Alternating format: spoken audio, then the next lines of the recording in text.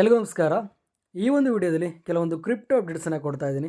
ಮೊದಲನೇ ಬಂತು ಅಂದರೆ over protocol CIBIL detection 1 CIBIL detection 2 ಎರಡನ್ನೂ ಕೂಡ ಮಾಡೋಕ್ಕಾಗಿಲ್ಲ.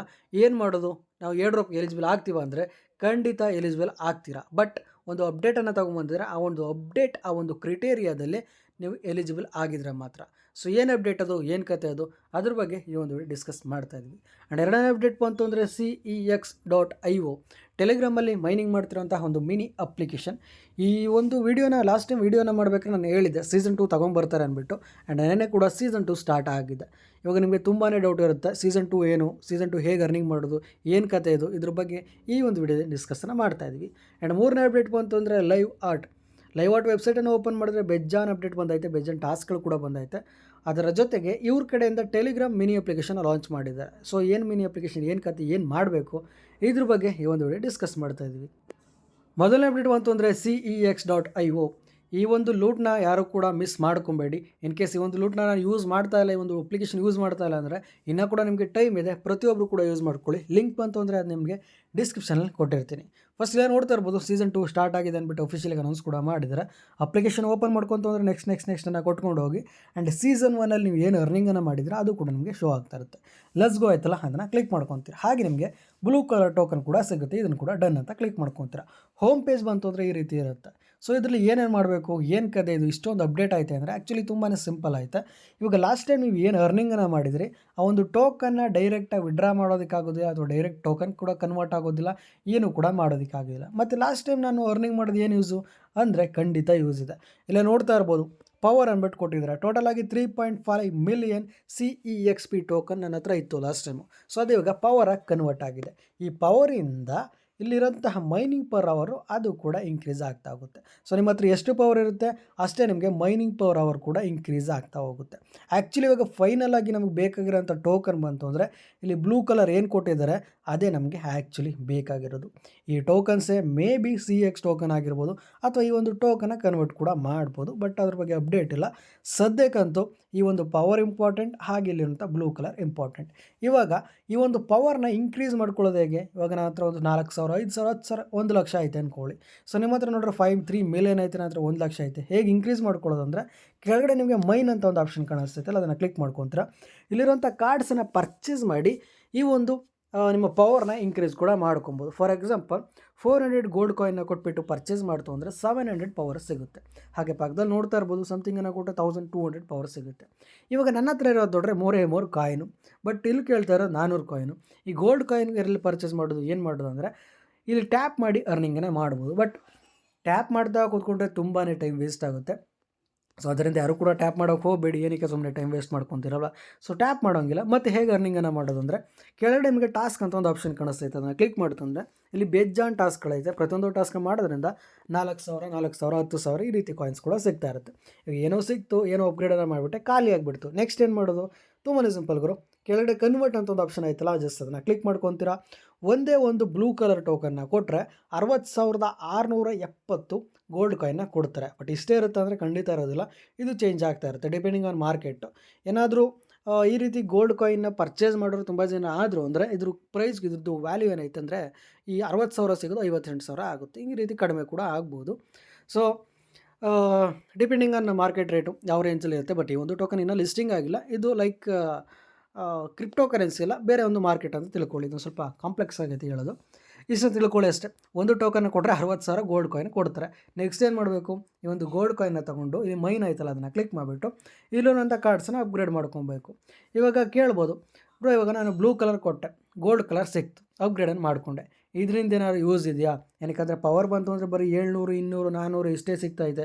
ಇಲ್ಲಿ ಮೈನಿಂಗ್ ಪರ್ ಅವರ್ ಕೂಡ ಅಷ್ಟೇ 0.001, 0.003 ಈ ರೀತಿ ಅಪ್ಗ್ರೇಡ್ ಆಗ್ತಾಯಿದೆ. ಏನಾದ್ರು ಯೂಸ್ ಇದೆ ಅಂದರೆ ಖಂಡಿತ ಯೂಸ್ ಇದೆ. ಏನಕ್ಕೆ ಫಾರ್ ಎಕ್ಸಾಂಪಲ್ ಇವಾಗ ನಾನು ನೋಡ್ತಾ ಇರ್ಬೋದು, ನಾನು ಅಪ್ಗ್ರೇಡ್ ಮಾಡಿದ್ಮೇಲೆ ಒಂದೇ ಒಂದು ಕಾಯಿನ್ನ ಕೊಟ್ಟು ಅಪ್ಗ್ರೇಡನ್ನು ಮಾಡಿದೆ. ಸೊ 5.98ಗೆ ಅಪ್ ಆಯಿತು. ಫಸ್ಟ್ ಎಷ್ಟಿತ್ತು? 5.91 ಇತ್ತು. ಸೊ ಎಷ್ಟು ಜಾಸ್ತಿ ಆಯಿತು? 0.07 ಜಾಸ್ತಿ ಆಯಿತು. 1 ಅವರ್ಗೆ 0.07 ಅಂದರೆ 10 ಅವರ್ಗೆ 0.7, 20 ಅವರ್ಗೆ 1.4. ವಿತಿನ್ 18 ಅವರ್ಸ್ 17 ಅವರ್ಸಲ್ಲೇ ನಾನು ಏನು ಇನ್ವೆಸ್ಟ್ಮೆಂಟ್ ಮಾಡಿದೆ ಅದು ನನಗೆ ವಾಪಸ್ ಬಂದುಬಿಟ್ಟೈತೆ.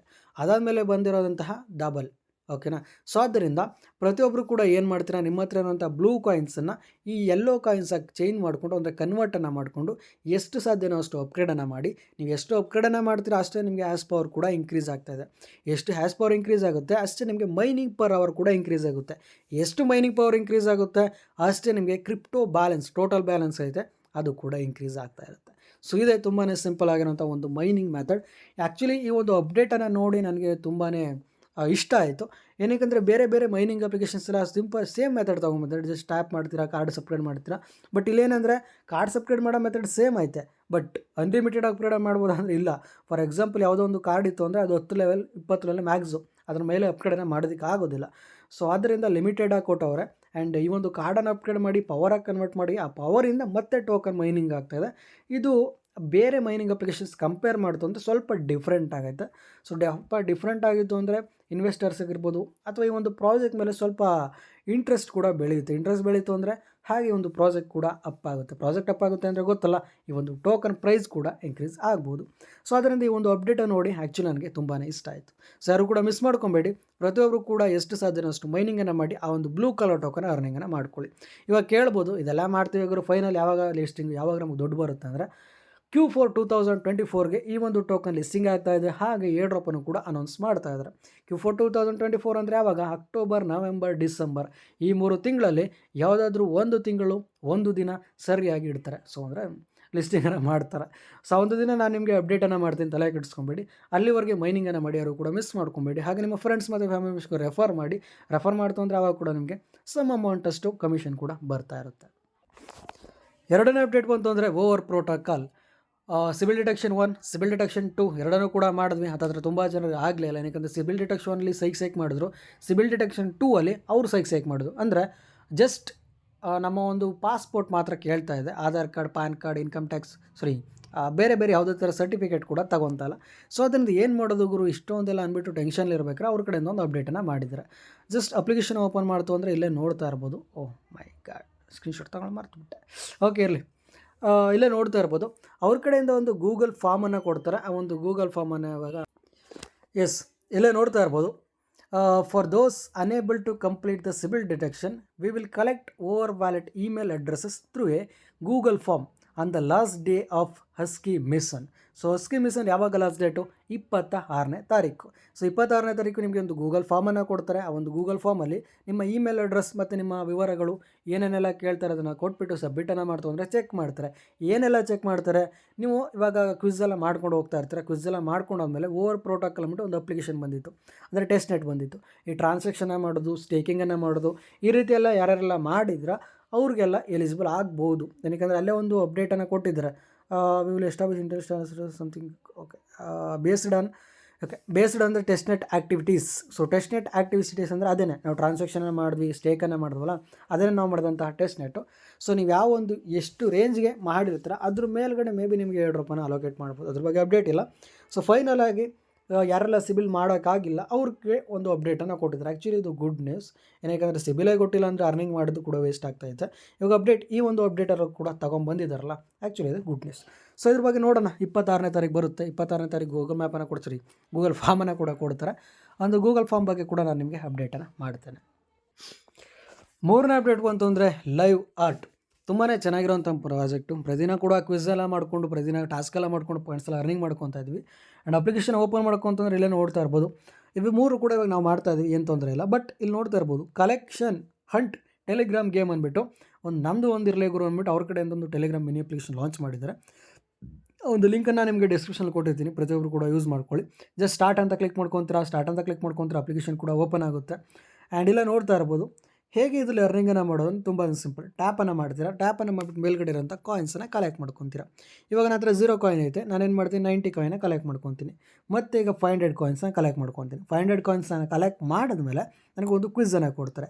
ಆ ಒಂದು ಕ್ವಿಝ್ಗೆ ಸರಿಯಾದ ಆನ್ಸರ್ನ ಕೊಟ್ಟರೆ ಟೋಟಲ್ ಎಷ್ಟು ಅಮೌಂಟ್ ಆಯಿತು, ಎಷ್ಟು ಟೋಕನ್ ಆಯಿತು ಅಷ್ಟನ್ನು ಕೂಡ ಕೊಡ್ತಾರೆ. ಇದಕ್ಕೆ ಸರಿಯಾದ ಅಮೌಂಟ್ ಕೊಡಲಿಲ್ಲ ಅಂದರೆ 5 ಟೋಕನ್ 10 ಟೋಕನ್ನ ಕಡಿಮೆ ಮಾಡಿಬಿಟ್ಟು ಕೊಡ್ತಾರೆ. For example guess the current price ಅಂತ ಐತೆ, ನಾನೇನು ಮಾಡ್ತೀನಿ 4.5 ಮಿಲಿಯನ್ ಅಂತ ಕೊಡ್ತೀನಿ. ಗೂಗಲ್ ಚೆಕ್ ಮಾಡಿದೆ ಆ್ಯಕ್ಚುಲಿ.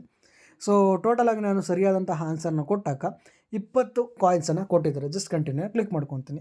ಇಲ್ಲ ನೋಡ್ತಾ ಇರ್ಬೋದು ಈ 500ನ ರೀಚ್ ಮಾಡಿದಾಗ ಇಲ್ಲಿ ನಾವು ಟ್ಯಾಪ್ ಟು ಅರ್ನ್ ಏನು ಟ್ಯಾಪ್ ಮಾಡಿ ಕಾಯಿನ್ಸ್ನ ಕಲೆಕ್ಟ್ ಮಾಡ್ತೀವಿ ಅದು 500 ಓಪನ್ ಮಾಡಿದಾಗ ಒಂದು ಕ್ವಿಝ್ ಓಪನ್ ಆಗುತ್ತೆ, 1000 ಒಂದು ಓಪನ್ ಆಗುತ್ತೆ, 1200 1300 1400 ಈ ರೀತಿ ಒಂದು 1000 ಆದಮೇಲೆ ಒಂದು 100 ಕಲೆಕ್ಟ್ ಮಾಡ್ತಿದ್ದಂಗೆ ಒಂದೊಂದು ಕ್ವಿಝ್ ಕೂಡ ಓಪನ್ ಆಗ್ತಾಯಿದೆ, ಒಂದು ಬಾಕ್ಸ್ ಕೂಡ ಓಪನ್ ಆಗ್ತಾಯಿದೆ. ಆ ಒಂದು ಬಾಕ್ಸ್ ಒಳಗಡೆ ನಿಮಗೆ ಕಾಮನ್, ರೇರ್, ಅನ್ಕಾಮನ್ ಅಥವಾ ಎಕ್ಸ್ಟ್ರೀಮ್ ರೇರ್ ಈ ರೀತಿ NFTs ಟೈಪ್ ಒಂದು ಬಾಕ್ಸ್ ಕೂಡ ಸಿಗ್ತಾ ಇರುತ್ತೆ. ಆ ಒಂದು ಬಾಕ್ಸಲ್ಲಿರುವಂಥ ಕ್ವಿಝನ್ನು ಸರಿಯಾದ ಆನ್ಸರ್ ಕೊಡ್ತು ಅಂದರೆ ನಿಮಗೆ ಟೋಟಲ್ ರಿವಾರ್ಡ್ ಏನಿರುತ್ತೆ ಅದು ಕೊಡ್ತಾರೆ. ಇನ್ ಕೇಸ್ ತಪ್ಪಾದ ಆನ್ಸರ್ ಕೊಟ್ಟರೆ 250 ಕೊಡೋ ಜಾಗದಲ್ಲಿ 185 ಕೊಡ್ತಾರೆ, 100 ಕೊಡೋ ಜಾಗದಲ್ಲಿ 75 ಕೊಡ್ತಾರೆ. ಈ ರೀತಿ ಕೂಡ ನಿಮಗೆ ಸಿಗ್ತಾ ಇರುತ್ತೆ. ಫಾರ್ ಎಕ್ಸಾಂಪಲ್ ಈಗ ನಾನು 500 ರೀಚ್ ಮಾಡಿದೆ, ಮತ್ತೆ 1000 ಕೇಳ್ತೈತೆ, 1000ನ ಮತ್ತೆ ನಾನು ರೀಚ್ ಮಾಡ್ತು ಅಂದರೆ ಮತ್ತೆ ನನಗೆ ಇನ್ನೊಂದು ಬಾಕ್ಸ್ ಓಪನ್ ಆಗುತ್ತೆ. ಆ ಒಂದು ಬಾಕ್ಸನ್ನು ಸರಿಯಾದಂಥ ಆನ್ಸರ್ನ ಕೊಟ್ಟರೆ ಮತ್ತೆ ನನಗೆ ಆ ಒಂದು ಬಾಕ್ಸಲ್ಲಿರುವಂಥ ಟೋಕನ್ಸ್ ಕೂಡ ಸಿಗ್ತಾ ಇರುತ್ತೆ. ಈ ರೀತಿ ಟ್ಯಾಪ್ ಮಾಡ್ತೀರಾ, ಆ ಒಂದು ಬಾಕ್ಸ್ ಸಿಗುತ್ತೆ, ಆ ಒಂದು ಬಾಕ್ಸಲ್ಲಿರುವಂಥ ಕ್ವಿಜ್ಗೆ ಆನ್ಸರ್ನ ಮಾಡ್ತೀರಾ, ಕ್ವಿಜ್ಗೆ ಆನ್ಸರ್ ಮಾಡ್ತು ಅಂದರೆ ಆ ಒಂದು ಬಾಕ್ಸಲ್ಲಿರುವಂಥ NFT ಕೂಡ ನಮಗೆ ಸಿಗುತ್ತೆ, ಹಾಗೆ ನಮಗೆ ಆ ಒಂದು ಕಾಯಿನ್ ಕೂಡ ಸಿಗುತ್ತೆ. ಇದರಿಂದ ಏನು ಯೂಸ್ ಗುರು ಅಂದರೆ ಖಂಡಿತ ನನಗೆ ಇನ್ನು ಇದ್ರ ಬಗ್ಗೆ ಅಪ್ಡೇಟ್ ಬಂದಿಲ್ಲ. ನಾನು ಕೂಡ ಚೆಕ್ ಮಾಡಿದೆ ಏನು ಯೂಸ್ ಅಂದ್ಬಿಟ್ಟು.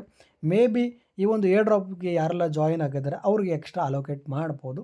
ಸೊ ಇದನ್ನು ಮಾಡಲೇಬೇಕಾ, ಕಂಪಲ್ಸರಿ ಐತೆ ಅಂದರೆ ಕಂಪಲ್ಸರಿ ಏನಿಲ್ಲ. ಇನ್ ಕೇಸ್ ನಿಮಗೆ ಇಂಟ್ರೆಸ್ಟ್ ಇತ್ತು ಅಂದರೆ ಮಾಡಿ, 1-2-3 ಸಲ ಮಾಡಿ ಯಾವುದಕ್ಕೂ ಸೇಫ್ಟಿಗೆ. ಬಟ್ ಅಷ್ಟೊಂದೇನು ಇಂಟ್ರೆಸ್ಟ್ ಬರಲಿಲ್ಲ ಗುರು ಇದನ್ನು ಮಾಡೋದಕ್ಕಂದರೆ ಸ್ಕಿಪ್ ಕೂಡ ಮಾಡ್ಕೊಬೋದು, ಏನು ತೊಂದರೆ ಇಲ್ಲ. ಇವಾಗ ನಾವು ಕ್ವಿಝ್ ಎಲ್ಲ ಮಾಡ್ತಾ ಬೇರೆ ಟಾಸ್ಕ್ ಮಾಡ್ತಾ ಇದ್ವಲ್ಲ ಅದೇ ಸಾಕಾಗ್ತದೆ. ಸೊ ಇದು ಬಂತು ಅಂದರೆ ಲೈವ್ ಆಟಲ್ಲಿರುವಂತಹ ಅಪ್ಡೇಟ್. ಇದನ್ನು ಬಿಟ್ಟರೆ ಎಕ್ಸ್ಟ್ರಾ ಏನು ಅಪ್ಡೇಟ್ ಬಂದಿಲ್ಲ. ಎಕ್ಸ್ಟ್ರಾ ಅಪ್ಡೇಟ್ ಬಂತು ಅಂದರೆ ಅದನ್ನು ಕೂಡ ನಾನು ನಿಮಗೆ ಅಪ್ಡೇಟನ್ನು ಮಾಡ್ತೇನೆ.